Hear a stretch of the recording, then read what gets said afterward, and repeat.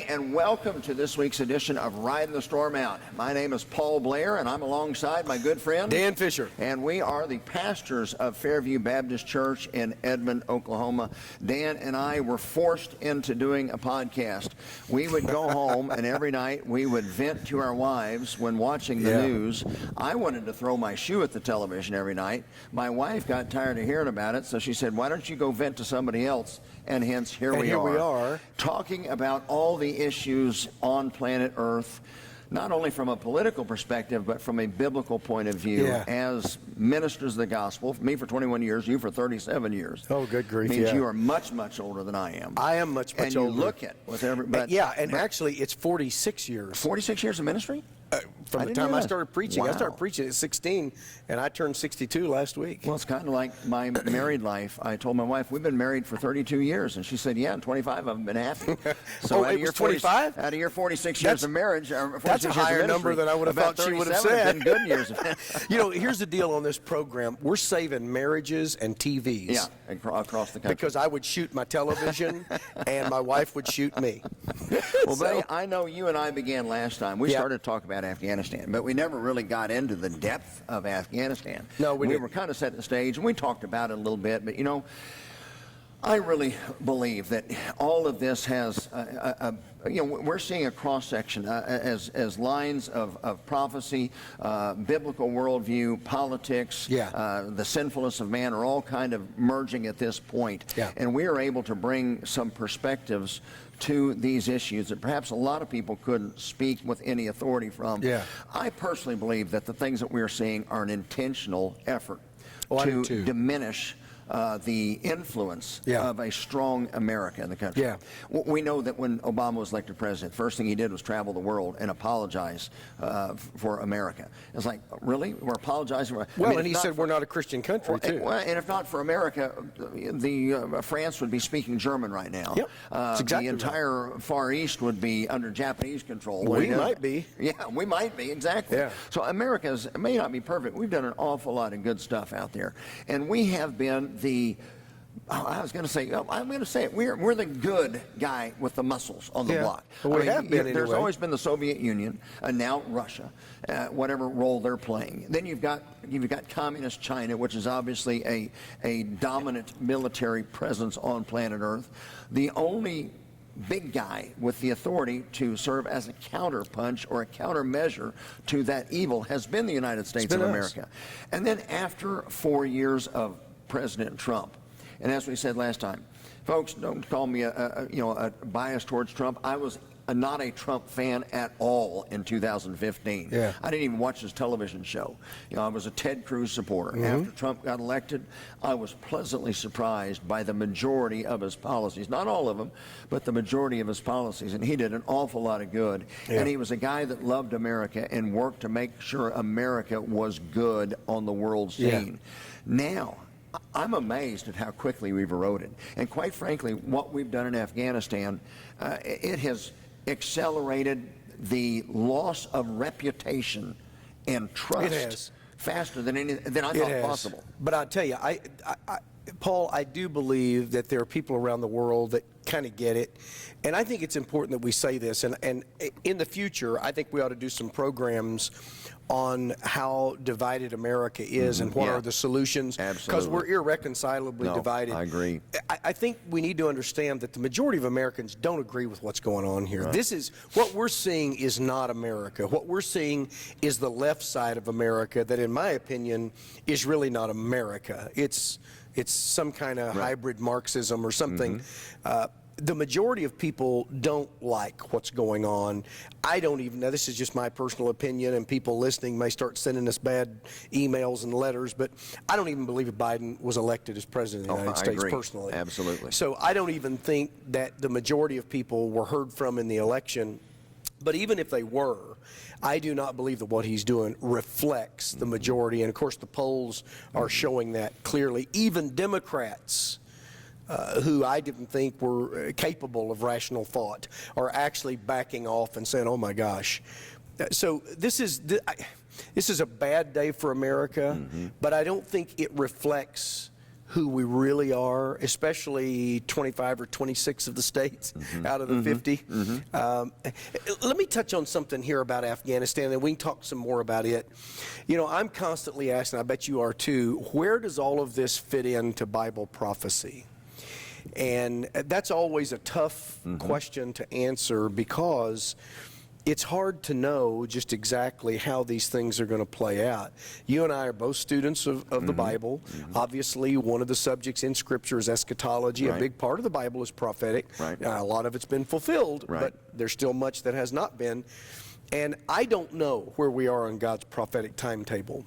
But if you look at Matthew 24, for instance, Jesus starts giving these signs. Now, I realize that you have to study that passage carefully not to conflate two answers that he's giving to two separate questions. One of them was the disciples were wanting to know, when's Jerusalem going to be leveled? Well, we know that happened in 70 A.D. So part of what Jesus was saying was what it's going to be like when that happens. But then they also said, what's it going to be like when you return? And which the is the second abomination of coming. desolation. That's right. That's a different, and so that's a different part of the passage of Scripture.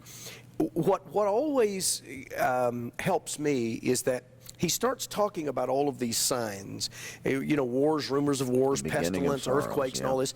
Well, we've always had those things.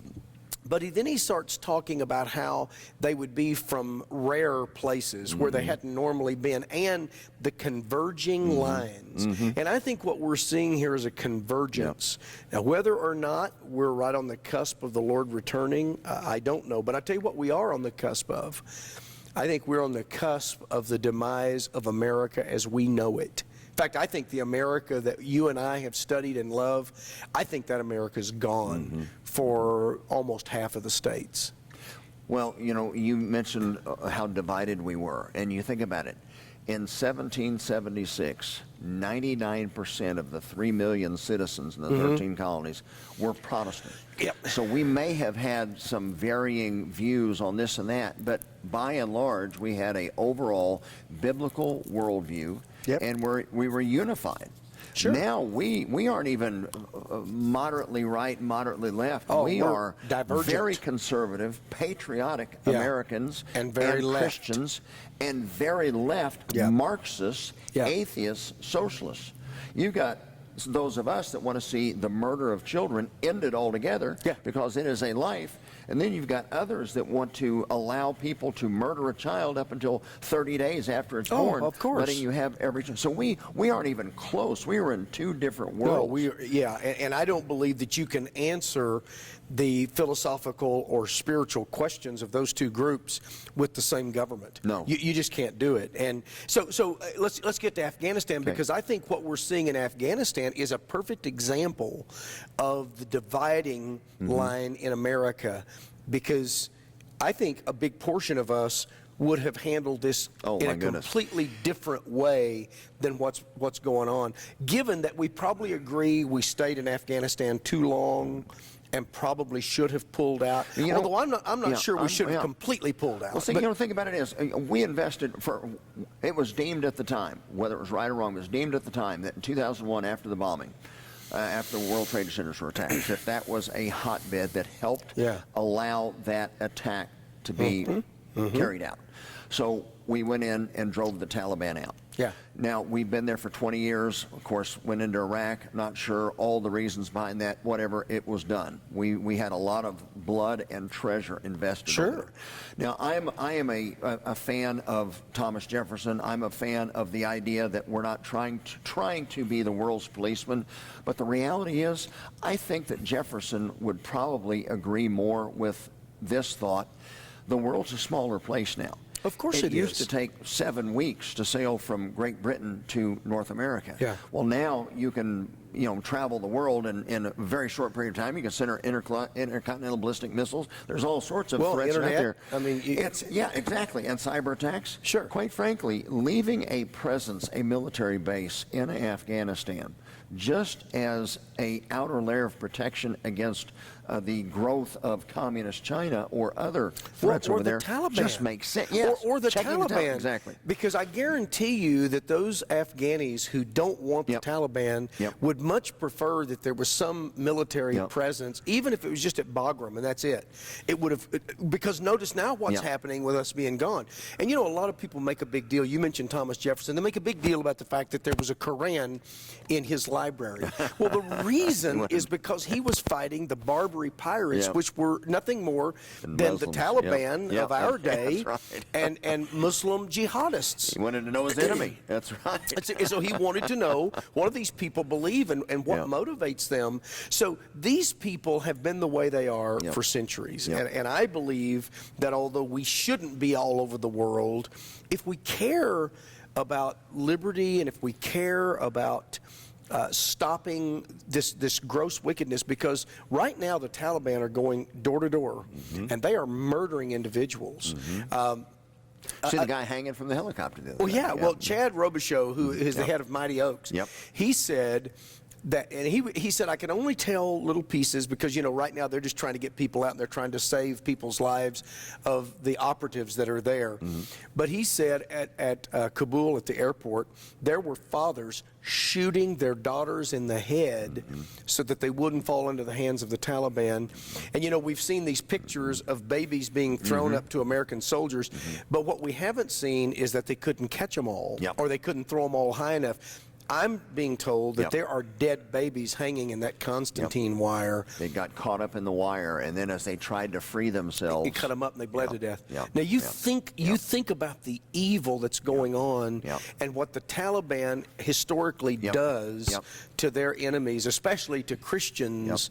burning them alive. No, yeah, and crucifying them and rape and sex slaves and all this kind of stuff. So although I don't think you and I would have been for a continued high-intensity war, maybe just up and leaving and saying, Taliban, there you go. I think we should have kept the air base. I think we should I have do kept too. the presence there. Obviously, Plus, we don't it was need our money. Yeah, that's exactly right. What we spent been a $700 billion in an embassy over there, and then they're Yeah, mocking I'd like us, to see a building like that. taking but- photographs of themselves in American gear, replicating the flag raising at Iwo Jima, Yeah. wearing our stuff in the buildings And that we yesterday built, they were flying our Apache helicopters. and hanging people from the I event. understand. Yeah, and see, and the crazy thing is, Biden was offered by the Taliban, I'm Yeah. told, that we could keep Kabul if we wanted to. Yeah. And he said, no thanks. And here's the thing, Dan. There was never a point in time where we needed to ask anybody permission for anything. No. We had control of the situation. We had Sure we did. lost This didn't a life happen till we said in we're out. 18 months.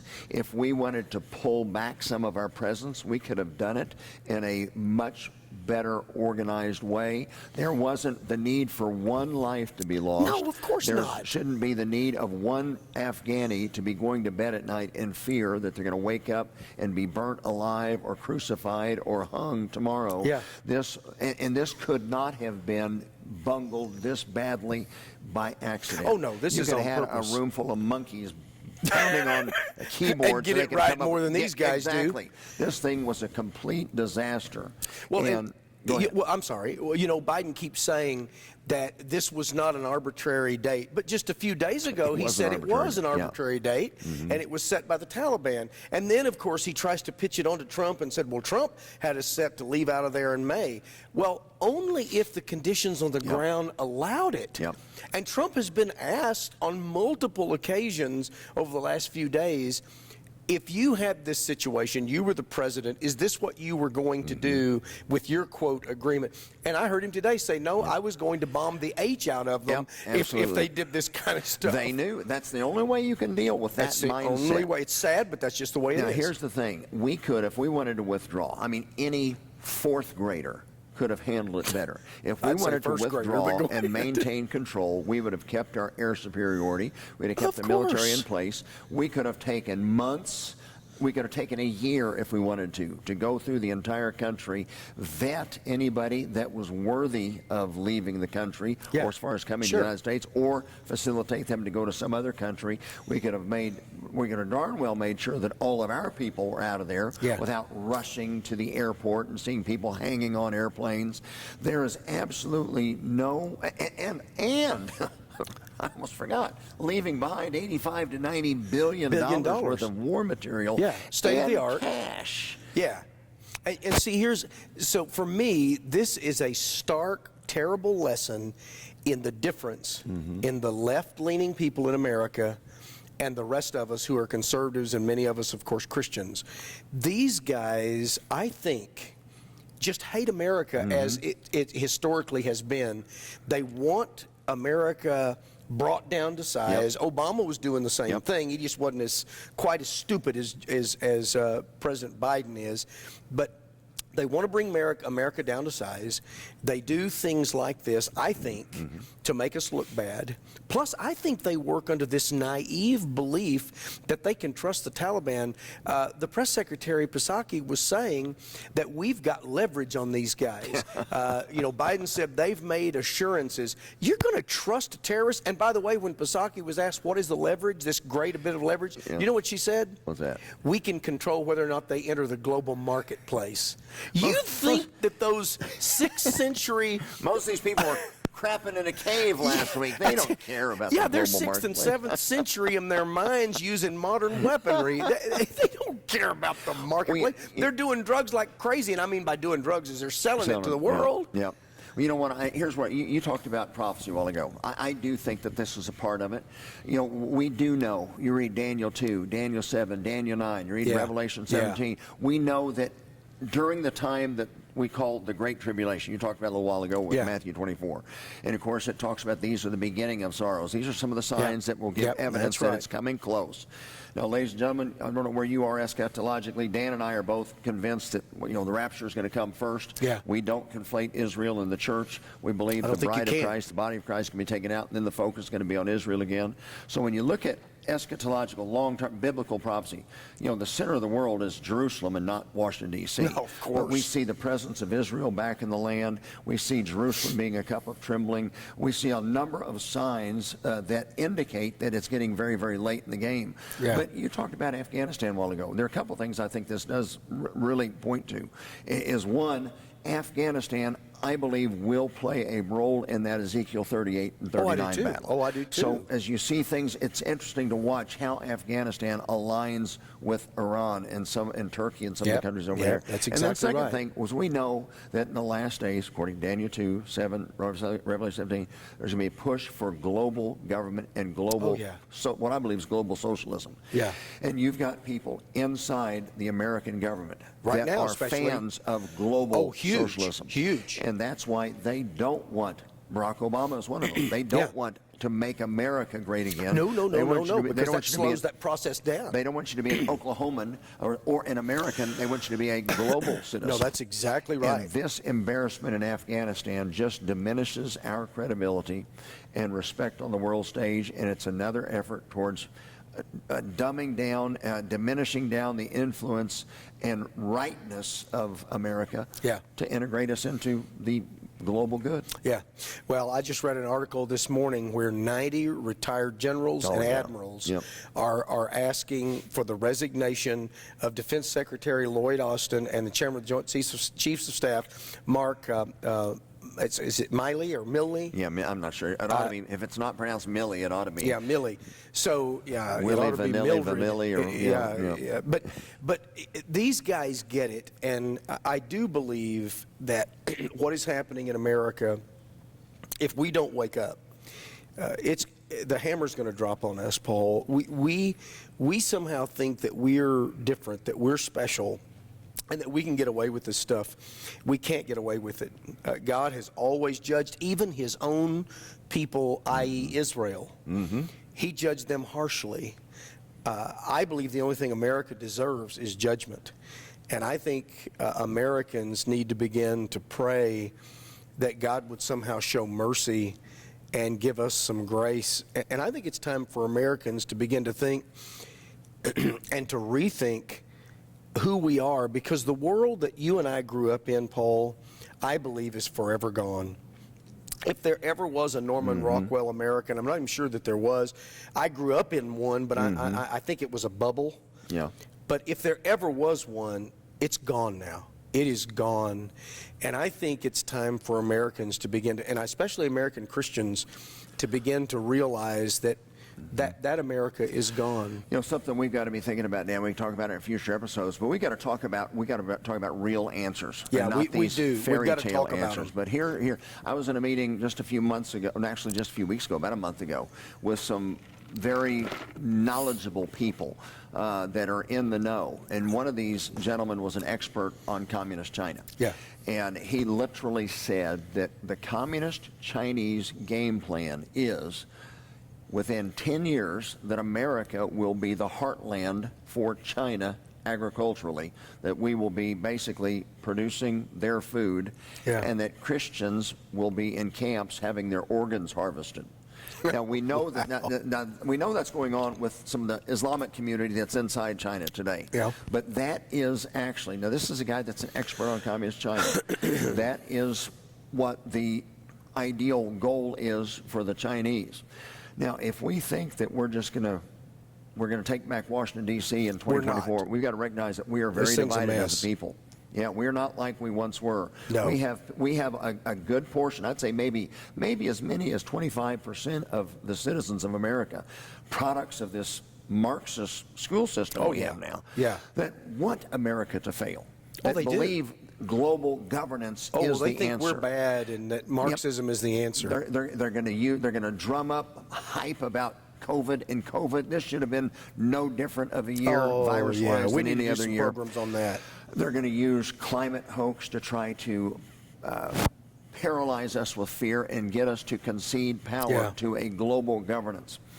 We have got to recognize that Washington, D.C. is not the answer. In fact, Washington, D.C. is probably the problem for what's going on in the United States. It's the problem. So we're going to have to think of some real solutions. We really are. And maybe in our next program, we could begin to throw out what you and I believe to be some solutions, because this Afghanistan thing is just it's a tragedy. It's going to get worse. We're going to see a lot worse. But you know, in the end, Paul, it's a symptom. Yeah. It's a sign of weak leadership. And this is what happens when you naively think that you can talk peace with people that want to kill you and cut your head off. Let me end this with this. If you think about, we have for so long, of course, you and I talk about how important the Declaration is. The Declaration of Independence is the document. That is the document. The Constitution, whatever it came once out of was, the Declaration. Exactly. It's built on top of that. But whatever the Constitution once was, it's not or now. we thought it was, it's not now. It's not working now. And a perfect example, what's going on in Afghanistan. Perfect example, the election in 2020. Oh, yeah. When we have United States senators saying, we know there was election fraud, but we're not going to do anything about it. Exactly. And then we have the Supreme Court that, according to Article 3 of the Constitution, their one primary responsibility is to arbitrate between disagreements between states. And they wouldn't even hear the lawsuits. And they wouldn't hear Texas and some 20 states that were suing Georgia. That's their whole purpose of being there, and they wouldn't do it. Obviously, whatever the Constitution once was, it isn't anymore. We've got to recognize where we find ourselves, and we've got to come up with some good solutions. Well, let's end with that. Let's use Afghanistan and what's going on with COVID and some of these other threats to our liberties to maybe use them as wake-up calls to say maybe it's time to rethink who we are, what we've been, and where we're going. Okay? Sounds good. Next time, ladies and gentlemen, thank you so much for joining us. Yeah, Pastor Dan Fisher, Pastor Paul Blair, pastors of Fairview Baptist Church and good friends for many years. And you are listening to Riding the Storm Out. Make sure and follow us at Out Ridin', and we'll try to have something entertaining and informative for you. Current issues from a biblical perspective every week here, Riding the Storm Out. Until next time. Good to talk to you guys.